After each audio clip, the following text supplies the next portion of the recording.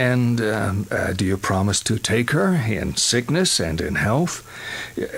How's the next part go? Oh, come on already. Do it right, Dad. Cut me some slack. I'm not even a priest. I've never done this before. It's no use. Let's start over from the top. Don't worry about it. How about we make it simpler? This is our ceremony. We'll do it the way we want it. She's got a point. Ready, Dad? I promise to love her for the rest of my life. And I promise the same. All right, then. In that case... I can kiss the bride, remember? I was going to say that.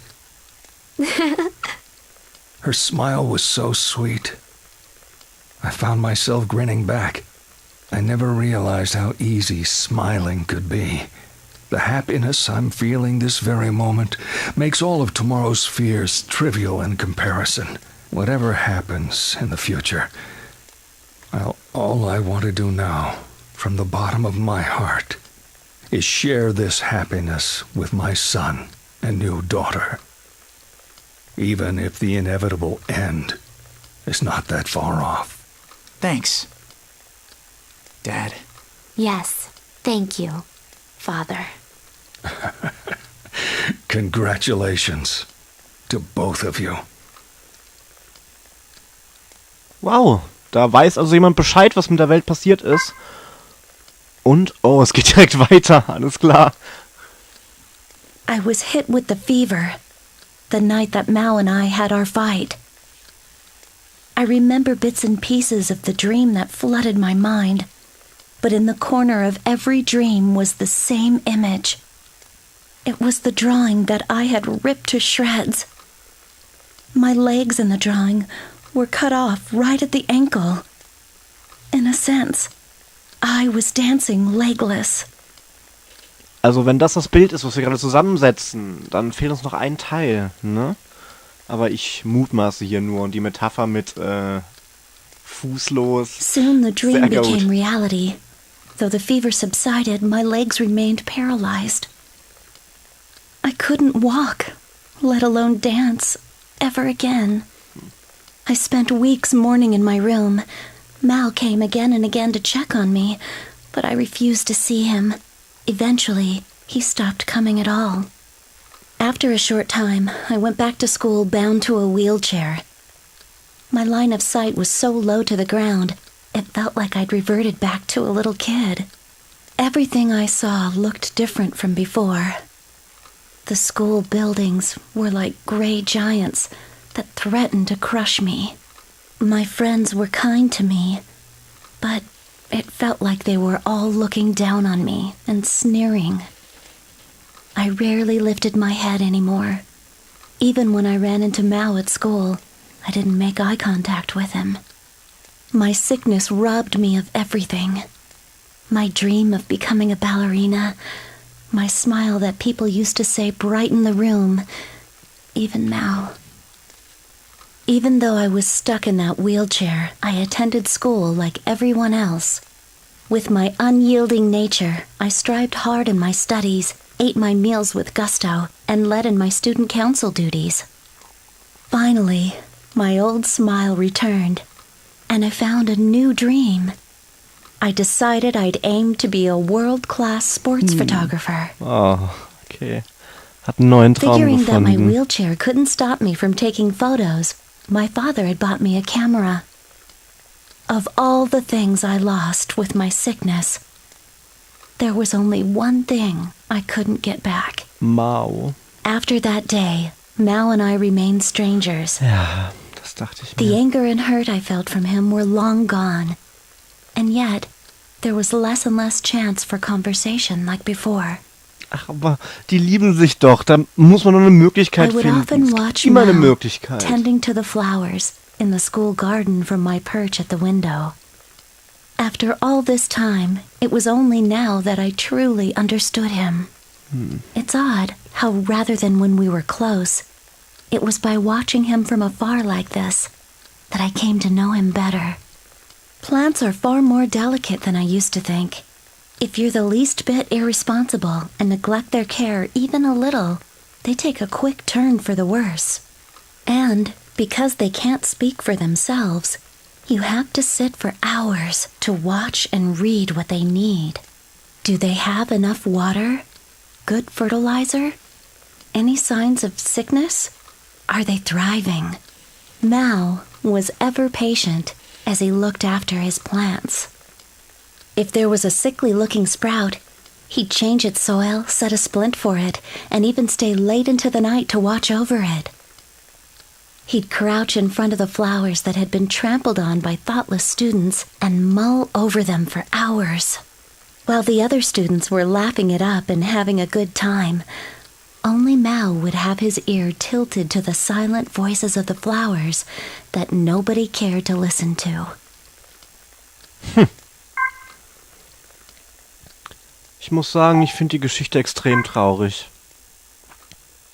Die mit dem Mao und der Ayame, also dass die sich so entfremdet haben dann plötzlich. Das hat ja mit dem Mao schon angefangen plötzlich und Leute, da gibt's doch immer eine Möglichkeit. Man kann sich doch mal aussprechen. Wenn ihr Schwierigkeiten habt, wenn ihr Probleme habt mit jemandem und dieser jemand ist ein enger Freund, vielleicht sogar ein Geliebter. Mein Gott, dann redet man doch und dann lässt man das nicht einfach als Status quo so hängen. Warum macht man sowas? Kann ich nicht nachvollziehen. Naja, mit diesen Worten kommen zurück zu Let's Play Fragile Dreams. Ich bin mit dieser Geschichte ein bisschen geknickt. Ich bin nicht einverstanden, was da abläuft. Könnt ihr mich jetzt ruhig für fertig machen, so von wegen, ist doch tragisch und du weißt ja nicht, wie sie ausgeht. Ich bin jetzt schon nicht einverstanden mit der Geschichte und ich denke, dass hier noch ein großer Reveal auf uns zukommt, ein großer Plot-Twist. Und da würde ich ganz ehrlich meine Hand für ins Feuer legen, da bin ich mir sowas von sicher. Könnt ihr mir erzählen, was ihr wollt. Haben wir hier das letzte Stück Gemälde? Ich bin der festen Überzeugung, dass es das ist. Okay. Dann haben wir hier also alles gesehen in dem großen... Ja, was ist das eigentlich? Könnte ein Ballsaal sein, nicht wahr? Wo man sich trifft, aber hier mit dem seltsamen Baum, der hier reingewachsen ist. Und dem Mao als Botaniker. Ich weiß nicht, ich sehe hier größere Zusammenhänge. Vielleicht sind die auch völlig aus der Luft gegriffen. In 301 geht's echt nicht mehr. Ich wollte mir so gern die Leiche nochmal angucken von der Sai, aber okay. Sie schwebt ja mit uns mit. Ich meine, damit kann ich auch ganz gut leben. Und dann würde ich mal sagen, wir begeben uns aufs Dach. Und, hier geht's nicht zum Dach. Ist irgendwie schön, wie die durch die Luft gleitet. Oder eher schwimmt. Das sieht ja aus, als würde sie schwimmen, ja. Kennt ihr das, dieses Delfinstil, hat man das, meine ich, genannt, damals. Also bei mir hieß das Delfinstil, ich kannte das nicht anders. Und so sieht das aus, wenn sie sich bewegt. Und das finde ich mega geil. Das ist eine richtig gute Designentscheidung und die feiere ich so ein bisschen ab. Ich feiere im Spiel ja generell ziemlich viel ab und ich freue mich, dass ich es nicht aufgegeben habe. Dass mich euer Kommentar dazu ermutigt hat, hey, macht das weiter. Und jetzt mache ich es weiter und hey, ich muss sagen, echt gute Sache. Vielleicht gibt es im Hotel Überlebende. Immer noch, aber ich hab doch hier, guck hier, die, ne? Sag mal an. Alles klar. Will die, dass ich die Raben kille? Kann das sein? Alter! Deswegen wollte ich die eigentlich links liegen lassen, aber okay, anscheinend will sie es ja. Sie fragt sich, wie gekochter Rabe schmeckt. Das finden wir gleich raus. Die hinterlassen noch rätselhafte Objekte. Und dann komm mal runter, du Schisser. Komm. Psch, psch, psch, auf. Ja, komm. Ja, komm doch her. Ja.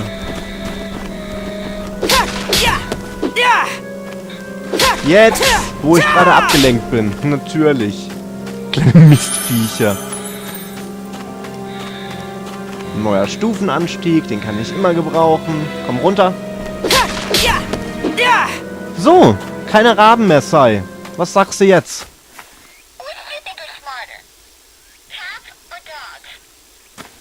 Okay. Ich glaube, die hat nichts von Belang zu sagen. Aber okay, dann haben wir hier unser ganz eigenes, lustiges Entertainment-Programm dabei. Schwimmt durch die Luft wie ein Delfin. Finde ich gut. Finde ich gut. Die nehme ich mir mit. Dann frage ich mich, was die liebe Sai wohl sagt, wenn ich zurück in den Raum gehe, wo ich sie getroffen habe. Mit der Gruselmaske. Oder was sagt meine Mission überhaupt? Das ist die Karte. Jesus, das ist wieder so eine ganz jetzt fehlt mir das Wort. Undurchschaubare Karte. Kann man das so sagen? Sieh nach, wo du bist und was es in der Gegend gibt. Okay. Ja, wo ich bin, weiß ich ja bereits. Ich bin im Hotel. Wo soll ich sonst sein? Hier gehöre ich her. Sai, deine Meinung?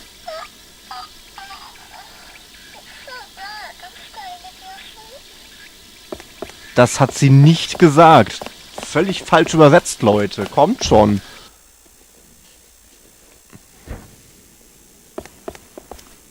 Ich meine, ja, sie ist ein bisschen, bitchig, zickig und, sie steht auf süße Jungs, aber das hat sie nun wirklich nicht gesagt.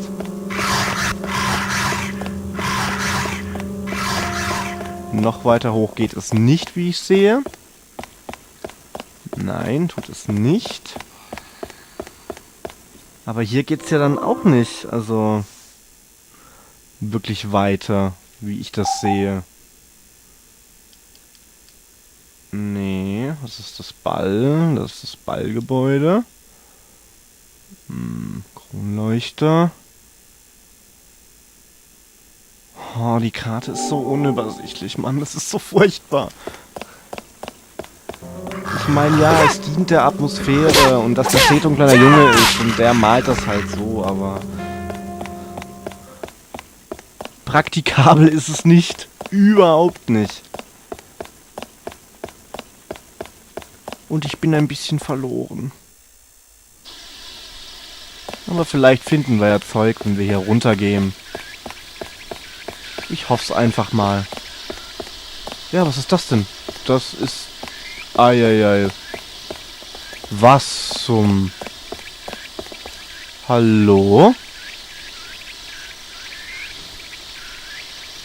Stop.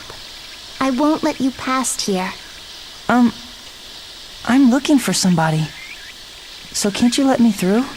No, I don't know you.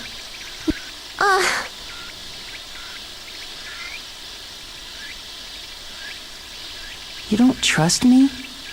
What can I do to win you over? I know. Will you bring me the star? Was? Huh? A star? I think she's talking about the one on the Christmas tree down at the station mall. Nee, oder? So you want me to bring you that star? Yes. Ernsthaft? Okay then. Wait right here. Guess what? There's a shortcut to the station mall by taking the roof stairwell. Ah, ich dachte schon. Oh, ich hab mich gerade eben erschrocken. Aber jetzt ist sie doch weg. Oh, ist verschlossen. Na gut. Da stellt sich einfach ein kleines japanisches Mädel vor uns und sagt, nö, komm schon nicht rein. Gib mir Stern, komm schon rein. Okay, hol ich Stern, komm ich rein. Ist doch ganz einfache Mission. Die packen wir noch in den Part und dann werde ich mich nochmal ins Lagerfeuer begeben und wir gucken, ob das andere, was ich gefunden habe, wieder ein Memento ist. Und wenn es eins ist, dann werden wir uns das noch angucken. Und dann würde ich auch sagen, dass es für den Part wieder reicht. Also noch ein bisschen was haben wir vor uns und da freue ich mich drauf. Und weil ich es auch ein bisschen blöd finde, dass ich jetzt echt backtracken muss. Das ist ja nicht mal eine Herausforderung. Also wenn es wirklich so ist, dass ich da jetzt hingehe und mir einen Stern schnapp und dann wieder zurückgehe, dann war das einfach nur, um ein bisschen Zeit rauszuschlagen. Aber ich will dem Spiel ja nichts Böses sagen. Also es kann ja durchaus sein, dass da ein tieferer Gedanke dahinter hängt. Gee, wo bin ich denn hier?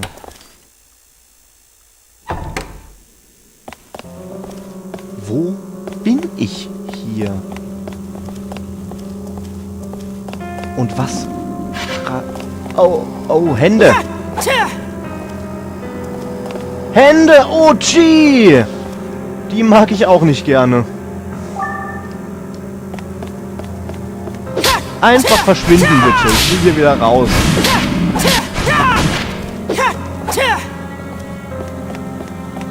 Meine Güte. Also das ist noch das Hotel, nicht jetzt, damit richtig liege. Richtig? Ja, genau. Wir befinden uns gerade dahinter. Das heißt, wir müssen noch weiter runter. Gucken wir mal. Hier geht's ja echt überall rein. Ich bin auf der anderen Seite. Hier war der Crack. Der Riss im Boden. Und jetzt können wir auch mal hier rein. Ah, nee. Falsche Tür. Orientierung wie ein Stein, aber ansonsten läuft. Können wir mal hier reingucken. Oh nee, hier ist wieder so eine böse Tante. Ja, genau.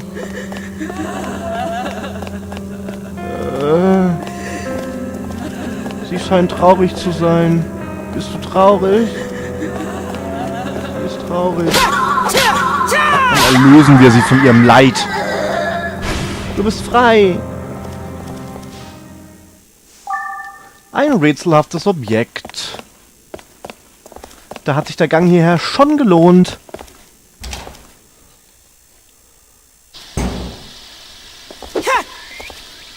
So, dann gucken wir mal, wie weit es hier noch runter geht, bis ich dann endlich zum Einkaufszentrum wieder komme. Ja, scheint noch ein bisschen weiter zu gehen. Das ist verschlossen.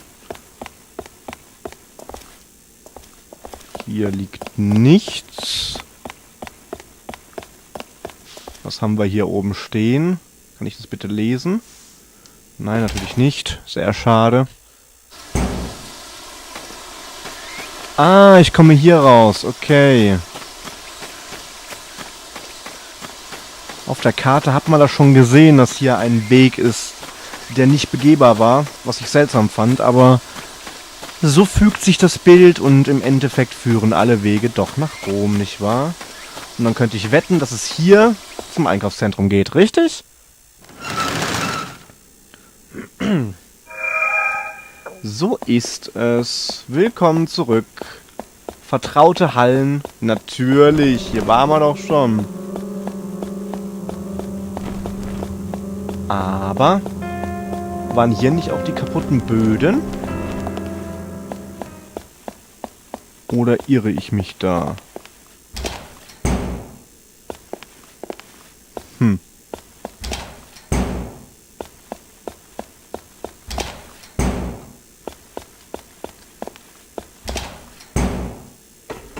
Hier haben wir so verloren, unsere Radiofreundin. Okay, dann weiß ich, wo ich bin.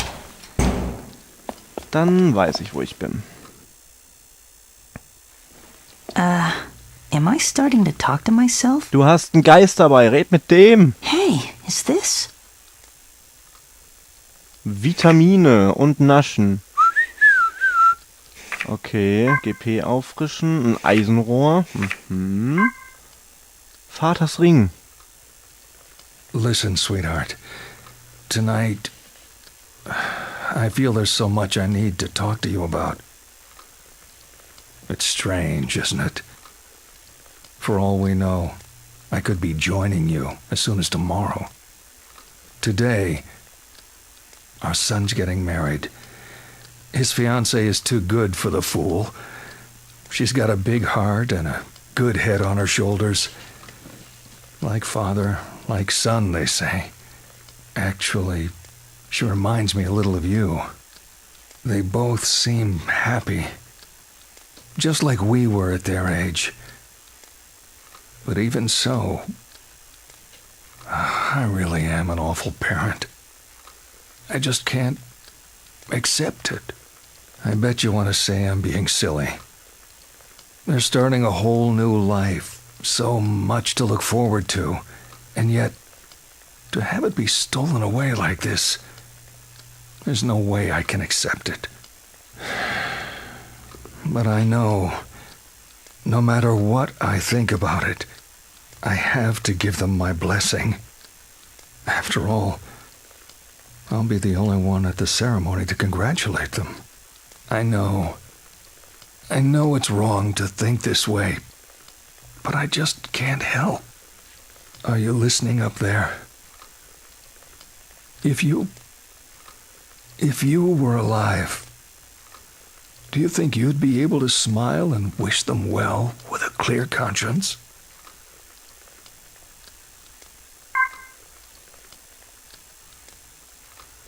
When I finally spoke to Mao again, it was the day of our high school graduation. I heard from our homeroom teacher that Mao was going to college in some far-off city. It was a college where he could really pursue his study of botany. I didn't want to leave things as they were. After the ceremony, I searched the school and found Mao by the school garden. It had been so long since I saw him up close, and he was a lot taller than I remembered. His long, slender fingers were black with earth, and his hands looked weathered. The strap of his canvas shoulder bag had been loosened to its maximum to let his bag fall to his hips. Somehow, that was enough to make my heart race. All I had to do was talk like we used to, but my mind suddenly went blank. What did I sound like when we used to talk? Was my voice high?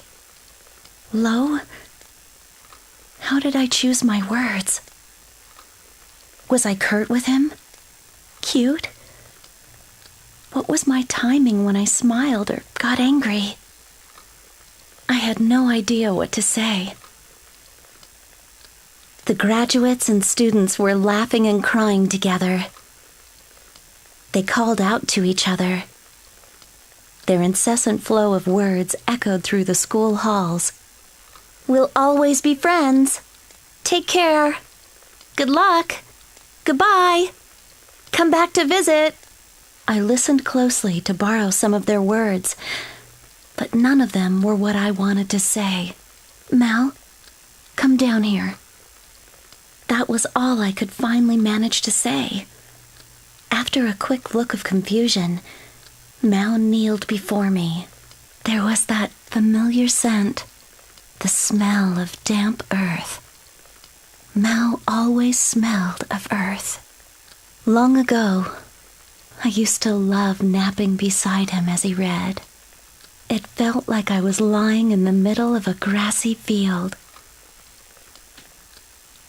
I finally felt like I was with my old Mal and was able to speak naturally. How's your research for the lantern blossoms going? Actually, my college has fully equipped labs, so I think I'll finally be able to make some sort of progress. Genetic engineering is still a tricky field, so I probably won't be successful right away. I have 1,000,001 things I want to test out, so I highly doubt that 4 years will be enough time. Once given the chance, Mao's eyes glistened and he rattled on like the old days. His voice was lower than I remembered. He was intense and full of confidence, but there was still a bit of that old, delicate Mao in him, too. My heart was filled with so many feelings. I thought I'd burst into tears. I hadn't even cried during the ceremony. How had I survived being apart from Mao all these years? How could I stand not hearing him? How could I breathe without taking in his scent? Why hadn't I tried to patch things up sooner? And now, Mao was going far away. I would never be able to follow him with my legs. Mao was like a towering tree beside me. He offered me cozy shade, quenched my thirst with dew, gave me fresh oxygen to breathe. He was a gentle, peaceful tree.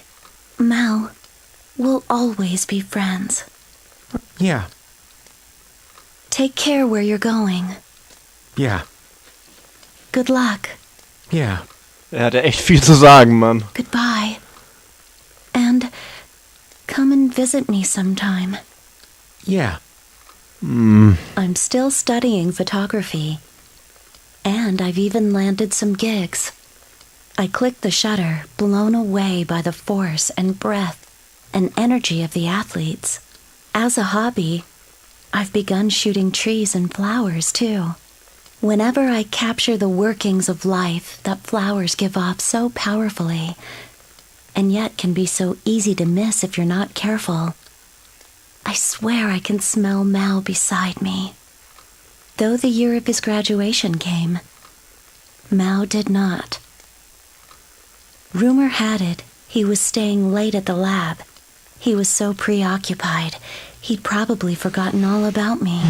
Ich wusste, ich mag die Geschichte I nicht. knew deep down in my heart he never had any intention of keeping his promise to see me again. By that point, he and I had already started to make our way down our own separate paths.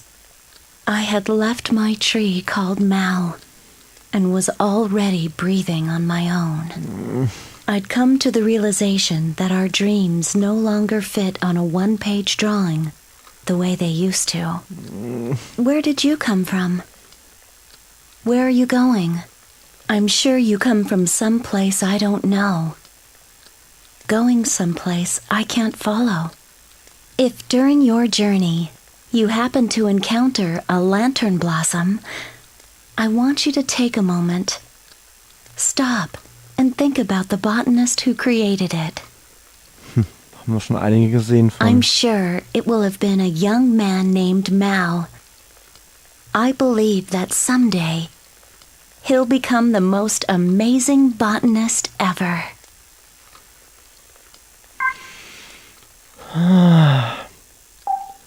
Okay, Freunde. Nach dieser deprimierenden Geschichte verabschiede ich mich von euch. Ich wünsche euch noch einen schönen Tag. Wenn es euch gefallen hat, lasst mir doch was Schönes da, damit ich das sehe. Wir sehen uns beim nächsten Mal, wenn es wieder heißt, wir spielen Fragile Dreams. Bis dann. Ciao, ciao. Euer Maxi.